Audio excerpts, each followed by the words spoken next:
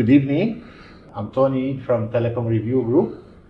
Very glad to be here at WC at Win-Win Live Studio. And it's my pleasure to speak with Vikram, CEO of IOH Indonesia. After the successful merger, Indosat Ooredoo Hutchison is leaning towards a transformative journey from Telco to Techno. What is the reason for Indosat to make this strategic transition? When merger happened, we very clearly said that this is something which is very good for Indonesia. And from the day zero, we started with a mindset of not integration but transformation. Today, what this merger has done has given Indosat Ooredoo Hutchison the scale. We have, and we are very honored to be in the elite club of 100 million customer. I think there are not more than 12 operating companies in the world who are in this league. But I always say this, that it is all about being in the right place at right time. With this scale, Indonesia offers us the opportunity to pivot towards the AI native TechCo.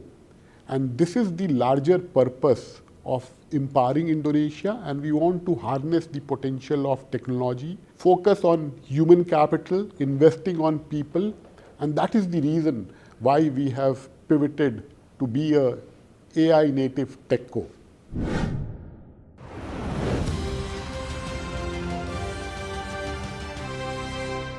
How does Indosat define the key differences between assets-heavy telco and an asset-light techno in the current market landscape? I think when we talk about asset-heavy, asset-light, or you call it asset-right, I think the most important thing is to address the fundamental question which the telcos have been going through. How do we make sure that we deliver the right shareholder value? How do we make sure we serve our customer with marvelous experience? One of the fundamental challenge of the industry has been that the WACC, the weighted average of cost of capital, and the return on capital employed. At Indosat, we have twofold strategy. One, we still feel that we can grow our core business to more than double digit, and Indonesia give us that opportunity. While we are doing that, we want to make sure that we are able to monetize our all digital infrastructure. And it is very important that when we play that game, we know how to do it end to end. And that is where our whole thing around being asset light. We need to be very mindful that we are very much asset right, whether it is our FTTH business, whether it is making sure that what kind of fiber infrastructure we need to be ready for 5G. These are the things we want to ensure we do it first time right. But the most important thing here is the customer.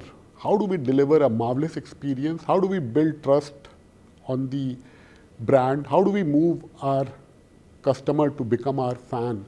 That has been our focus.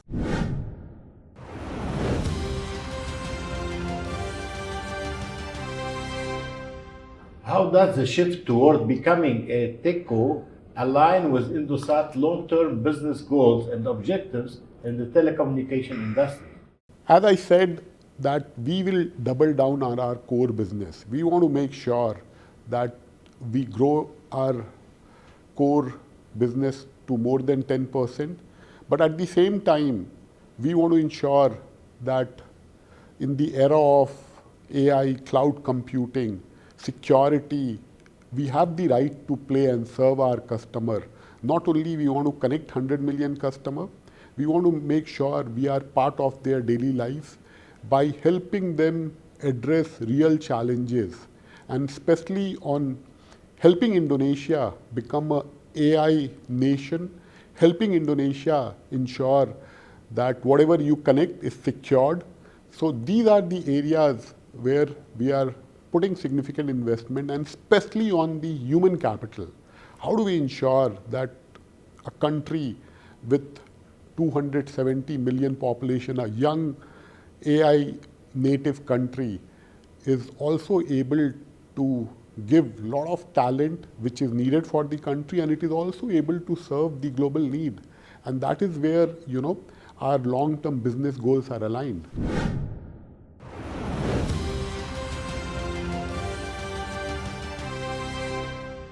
What technological investments or innovations is Indosat focusing to enhance its service offering, customers' experience as part of this transition? I think the number one focus and investment is on delivering marvelous customer experience. I have no cons in saying that being in the industry for more than 2 decades, we did not do a very good job.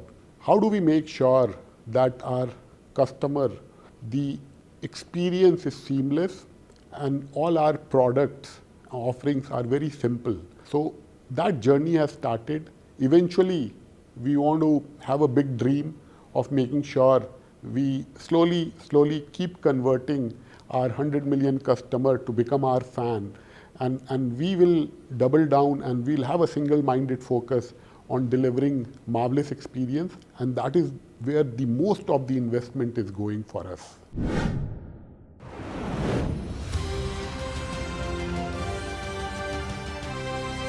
How transforming into TechCo can support the advancement of Indonesia's digital economy growth?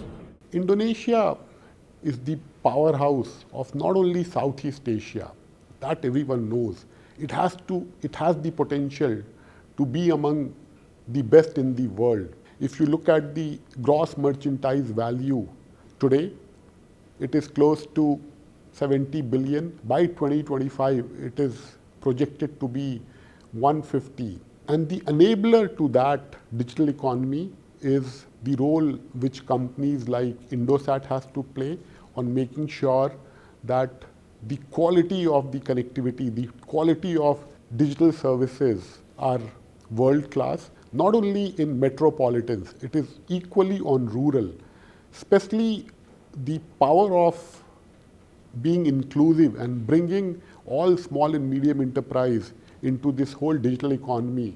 There are close to 60 million SMEs, and out of that, only 20% is in the digital economy. We want to make sure by 2027 we double down this percentage, and that is where the whole techno approach or TechCo approach will help us unlock that.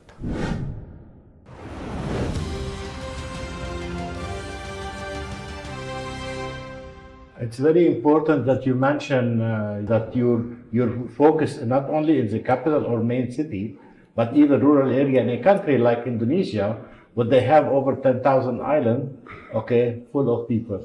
So how you do this? There is a challenge of infrastructure. Yes, not 10,000, there are 17,000 islands. And it is extremely important that we build the transport, we build the infrastructure to serve all of them. And that is where it is extremely important that the policies which the government has made is very forward-looking. It allows a lot of infra-sharing, and all these steps have been taken in the right direction. And I can tell you confidently that every year we invest close to $700 million US. Now more than 50% of that is going in rural area, and we have seen a significant improvement on the experience, and we'll keep investing on that.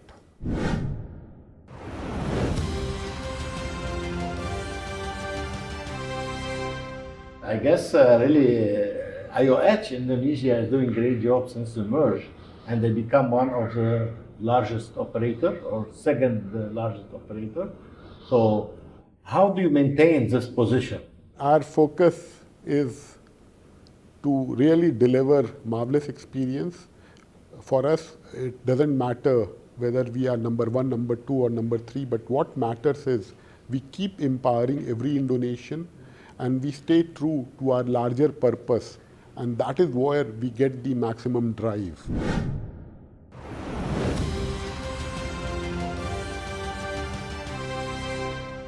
I can see that IOH under the leadership of Vikram is going on the right way. So thank you very much. Thank you, Tony. I really enjoy this conversation. Thank you.